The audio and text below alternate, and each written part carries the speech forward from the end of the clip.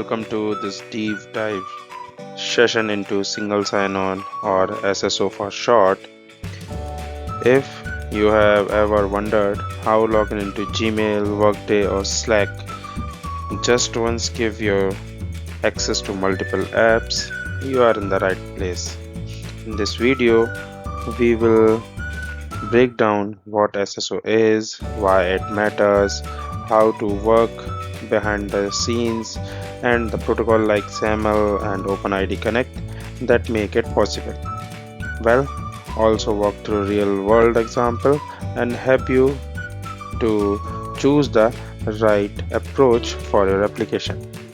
So let's move forward. So what is SSO? SSO or single sign-on is an authentication process that allows a user to log in once and access multiple application or system without logging in again for each time or each time entering the ID and password. Instead of remembering different username and password for every application, SSO streamlines everything into one secure login.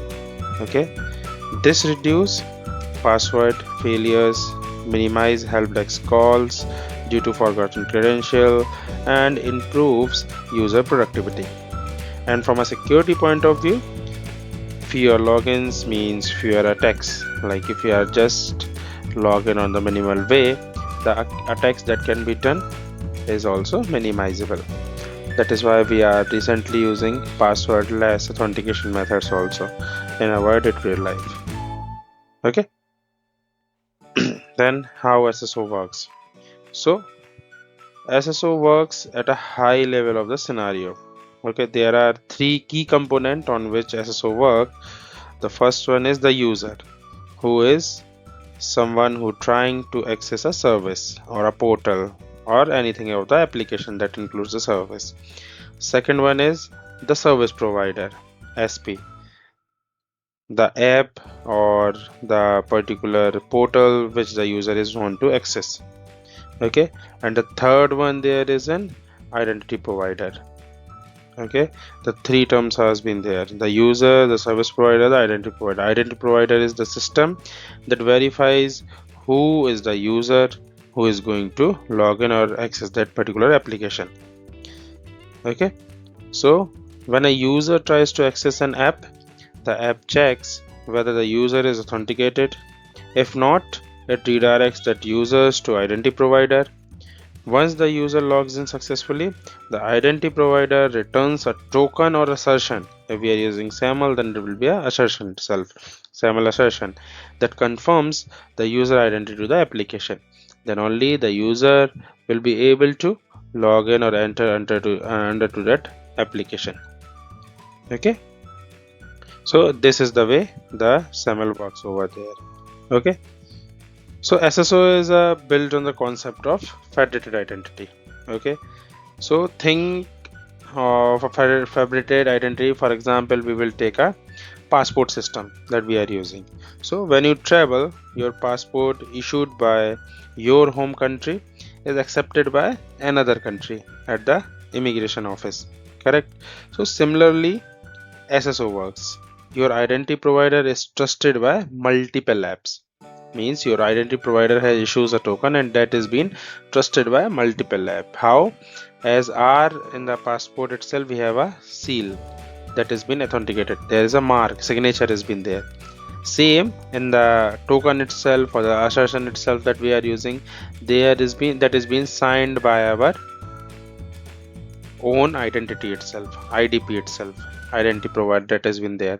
They have signed that assertion, then only it has been forwarded. Okay, so like that only it will work. This model allows users from one organization to access services in another organization without maintaining separate account for each system. So if you are just using the federated identity, so that means the account will be created into your one IDP and that will be moved forward or used by another identity over there itself. Okay, which has been accepted and verified by your IDP. Moving forward, we have some common protocols over there that we have discussed. So SSO is made possible by industry standard protocols. The two most important protocols are SAML. The full form of SAML is Security Assertion Markup Language, which is, you can say, used widely in an enterprise environment. It used as XML based file which is being readable by easily itself, or the XML file, and the XML file that carries identity information via signed assertion. Assertions means we are getting the data back. Signed assertion means that the federated identity, the IDP that you are using, that has signed the values. Yeah, that is the correct value that we have, and these are the correct token. So user is logged with the correct user ID and password itself. Okay, the second one is OpenID Connect, which is built on OAuth 2.0.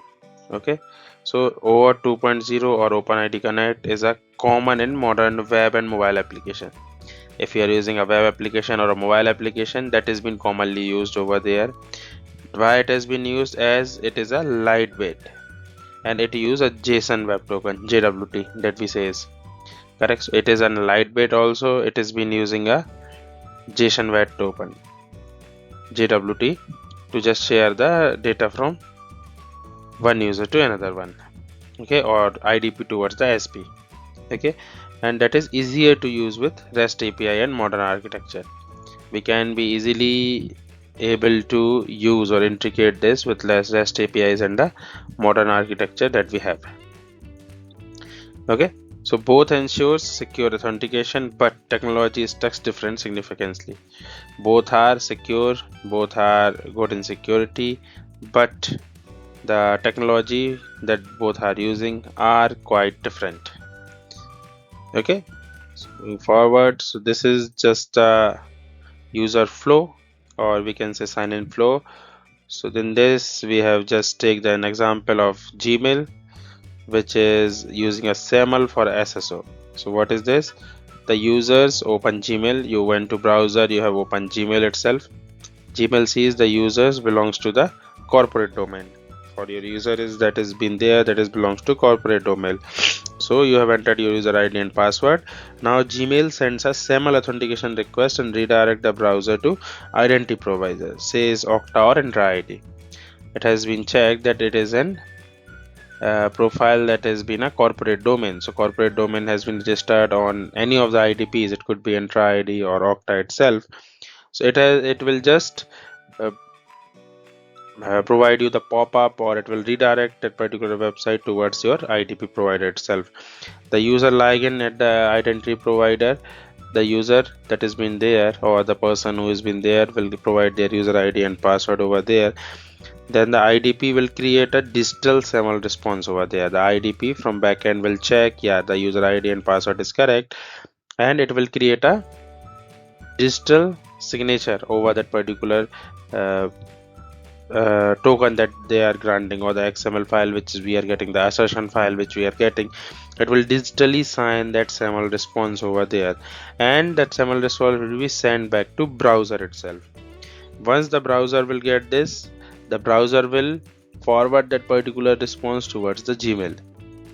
Okay, hey, I got this assertion from the IDP end, which says the user ID password is correct and it has been digitally signed by IDP. So now that has been forwarded to a Gmail itself. Gmail validate the SAML assertion and grant that particular access towards the user. Once the Gmail has been checked that yeah, the signature has been done by the IDP, then the Gmail grant the access and the user may be able to log in over there. All this process which you have discussed right now happens within a second, and it has been secure also.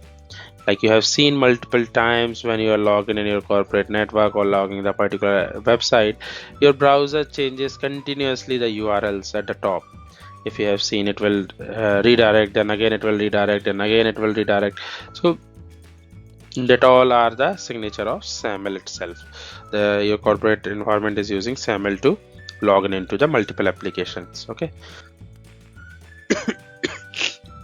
Next is what is SAML assertion. Okay, so SAML assertion is a XML document that contains claims about the users like username, email, roles, and other things, which is being digitally signed by the identity provider to prevent the tampering itself. For example, you have just digitally signed, the IDP has digitally signed the assertion, and it has been traveling from IDP towards the browser. In between, a hacker has been there, and he has just taken that assertion and changed its values. It has been provided his signature or his private key. So once it has been goes to at your end itself, the data which you will transfer from your service provider towards the identity provider, the hacker may be able to decrypt it, as the private key that was there is with hacker itself. He has changed your public key which has been there in the token. So that is the reason that has been digitally signed by our IDP. So once the signature has been given by the IDP, the browser will verify whose signature has been there. If it is been from the IDP end, then the browser will allow and share the token towards the service provider. Okay, Gmail or any other service validates this assertion before granting the access. Always remember, browser will verify, then again the Gmail or the service provider that we have will also validate the public key or the signature that has been done from the IDP end. Okay, so these are the things that is been there in the SAML assertion file. If you need it, I will just recreate it and just provide you the details that how it will look and how the SAML response will look as the file itself. The XML file will be there itself. Okay, so this is another example how we will be, or how the person will be logging towards the Workday. Like Workday is a provider and we are just logging to it Workday. So for in this we will just imagine the user open another app. For example, Workday has been there, user visited to the Workday, because the user already is having an active session, as we have already been logged in the Gmail. So in the Gmail we have that token already available over there, right? Once we have logged in Gmail it has been redirected to our intra ID or the IDP. There we have logged in, so token already been verified. The browser has verified yes is the correct token, and from that token we have already been logged in into Gmail itself. The same corporate user ID or the credential we are using for Workday also. So the user opens over the Workday itself, the Workday URL itself, because the user is already has an active session with the identity provider, then they doesn't need to log in again. The Workday sends a SAML request to the IDP, generates a new assertion, and access is granted instantly without a second login. So the user does not need to log in over there. The access will given instantly, as already the session token has been there. So they does not need to provide any kind of again login or the again pop-up. The browser pop-up will not be there for them to log in again itself. In the meantime, if the session has been expired or the refresh tokens has been initiated, then only it has been possible they need to log in. Otherwise, if the session is ongoing, then they does not need to provide another login over there. So next we have a small differentiations, or we can say differences between OpenID Connect and SAML. So in the OpenID Connect, which has been what has been popular for what? So for the popularity base, if we says data format for SAML is XML. SAML use XML and OpenID Connect use JWT, JSON file format. Okay, so that is why it has been lightweighted. For the popularity, if we say, so the SAML is been popular for enterprise or legacy applications that we are using. It has been integrated for the enterprise application or the legacy apps that we have. OpenID Connect basically works with web or mobile application that has been lightweighted, and we need to just provide an authentication over there. Okay, what is a transport layer? So browser based post like GET and POST is being used for SAML, and OpenID Connect use REST APIs or HTTPS connections over there. Okay, so this is a difference between and easy to use, which has been easy to use for the users or the admins. So SAML is quite complex, you can say. So SAML is quite complex setup, but yes, OpenID Connect that we use, that is developer friendly or the user friendly itself. You can be able to use it as a lightweight. That is the reason it has been told as lightweight. Okay, so we can be easily be able to use those that OpenID Connect with the our applications that has been set up on the web also, or for the mobile applications also. But enterprise application and legacy app that we are building on the on-prem, mostly SAML is been preferred for that. So if you are building a mobile application or a or modern web platforms, OIDC is likely to be the best choice for you.